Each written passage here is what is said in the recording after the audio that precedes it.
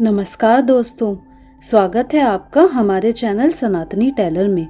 5 दिन के दीपावली महापर्व में चौथे दिन गोवर्धन महाराज की पूजा अर्चना की जाती है। हर वर्ष कार्तिक मास के शुक्ल पक्ष की प्रतिपदा तिथि को गोवर्धन पूजन करने का विधान है। इस तिथि को अन्नकूट के नाम से भी जाना जाता है, क्योंकि इस दिन घरों में अन्नकूट का भोग बनाया जाता है। इस पर्व में प्रकृति के साथ मानव का सीधा संबंध दिखाई देता है। गोवर्धन पूजा के दिन हर घर में गाय के गोबर से गोवर्धन महाराज की प्रतिमा बनाई जाती है और पूरे परिवार के साथ शुभ मुहूर्त में पूजा अर्चना की जाती है। लेकिन इस बार दीपावली की तिथि की वजह से गोवर्धन पूजा की तारीख को लेकर कंफ्यूजन की स्थिति बनी हुई है। आइए जानते हैं कब है गोवर्धन पूजा, महत्व और पूजन का शुभ मुहूर्त। कब है गोवर्धन पूजा? प्रतिपदा तिथि का आरंभ 1 नवंबर शाम 6:16 से, प्रतिपदा तिथि का समापन 2 नवंबर रात 8:21 तक रहेगा। उदय तिथि के आधार पर गोवर्धन पूजा का पर्व 2 नवंबर 2024 दिन शनिवार को मनाया जाएगा। गोवर्धन पूजा का शुभ मुहूर्त। गोवर्धन पूजा का पर्व 2 अक्टूबर को मनाया जाएगा और इस दिन गोवर्धन पूजा का मुहूर्त शाम 6:30 से 8:45 तक रहेगा। गोवर्धन पूजा के लिए आपको 2 घंटा 45 मिनट का समय मिलेगा। गोवर्धन पूजन विधि। गोवर्धन पूजा वाले दिन ब्रह्म मुहूर्त में उठकर स्नान व ध्यान करके भगवान कृष्ण की पूजा अर्चना करें। साथ ही दोपहर के समय घर के आंगन में गोवर्धन महाराज की प्रतिमा बनाएं। गोवर्धन महाराज के साथ गाय, बछड़े व ब्रज आदि की सभी प्रतिमा बनाई जाती है। इसके बाद प्रतिमा को फूल व खील से सजाया जाता है और फिर शुभ मुहूर्त में गोवर्धन महाराज के साथ गाय, गोपी आदि को रोली, अक्षत और चंदन लगाए। बीच बीच में पूरे परिवार के साथ गोवर्धन महाराज के जयकारे लगाएं और भजन भी गाएं। इसके बाद फिर दूध, पान, खील, बताशे, अन्नकूट आदि चीजें अर्पित करें और पूरे परिवार के साथ पानी में दूध मिलाकर गोवर्धन महाराज की 7 बार परिक्रमा करें। परिक्रमा करने के बाद घी का दीपक जलाकर आरती करें और फिर गोवर्धन महाराज के जयकारे लगाएं। इसके बाद घर के बड़ों का आशीर्वाद लें।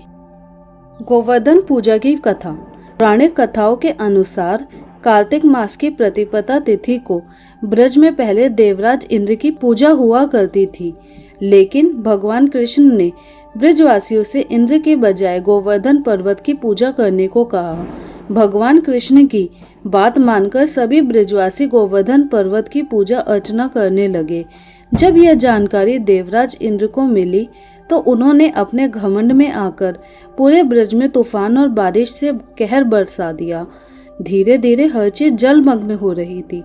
तब भगवान कृष्ण ने अपनी कनिष्ठा उंगली पर गोवर्धन पर्वत को उठाकर ब्रजवासियों की रक्षा की थी और इसी के साथ इंद्र के घमंड को भी तोड़ा था।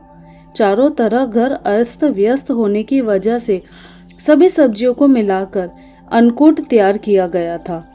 तब से हर वर्ष इस तिथि को गोवर्धन महाराज की पूजा की जाती है और अन्नकूट का भोग लगाया जाता है। गोवर्धन पूजा में गोवर्धन पर्वत और भगवान कृष्ण की पूजा की जाती है।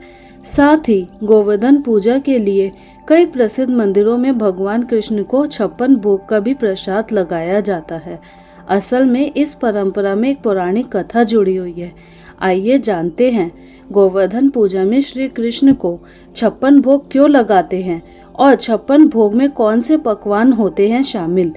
भगवान श्री कृष्ण को 56 प्रकार के व्यंजन क्यों चढ़ाए जाते हैं, जानिए इस परंपरा के पीछे की रोचक कथा। माता यशोदा अपने लल्ला कृष्ण को 8 पहर भोजन कराती थी। एक बार इंद्र के प्रकोप से ब्रज को बचाने के लिए श्री कृष्ण ने गोवर्धन पर्वत उठाया था। इस दौरान श्री कृष्ण ने 7 दिन तक अन्न और जल ग्रहण नहीं किया था। जब इंद्र की वर्षा बंद हुई और सब लोग गोवर्धन पर्वत के नीचे से बाहर आए, तब ब्रजवासियों और माता यशोदा को बाल कृष्ण की भूख की बहुत चिंता हुई। 7 दिन तक भूखे रहना उनके लिए बहुत कष्टदायक था। तब अपनी भक्ति और प्रेम से सभी ब्रजवासियों और माता यशोदा ने मिलकर श्री कृष्ण को 56 व्यंजन भोग में लगाए। यह संख्या 56 7 दिन और 8 पहर के हिसाब से 7 गुना 8 56 व्यंजन बनाए गए। तब से यह परंपरा चल पड़ी और भगवान श्री कृष्ण को 56 भोग लगाया जाता है। इस भोग को 56 भोग के नाम से भी जाना जाता है।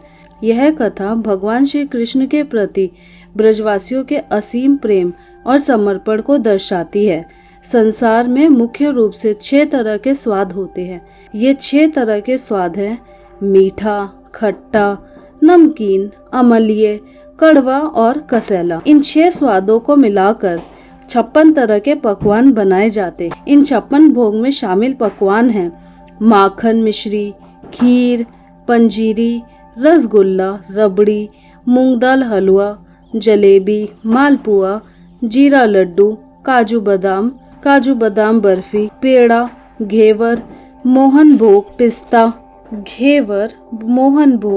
पिस्ता बर्फी, पंचामृत, गाय का घी, शक्करपारा, मठरी, चटनी, पकौड़े, साग, दही, चावल, कढ़ी, चिल्ला, खिचड़ी, पापड़, मुरब्बा, आम, केला, किशमिश, आलू बुखारा, सेब, अंगूर, दलिया, टिक्की, पूड़ी, दूधी की सब्जी, बैंगन की सब्जी, शहद, सफेद मक्खन, ताजी क्रीम, कचौड़ी, रोटी, नारियल पानी, बादाम का दूध, छाछ, शिकंजी, मीठे चावल, चना, भुजिया, सुपारी, सौंफ, पान और मेवा। तो दोस्तों, यह थी गोवर्धन महाराज की कथा और उनसे जुड़े कुछ महत्व। अगर आपको हमारी जानकारी अच्छी लगी हो तो हमारे वीडियो को लाइक करके चैनल को सब्सक्राइब करना ना भूलें। धन्यवाद।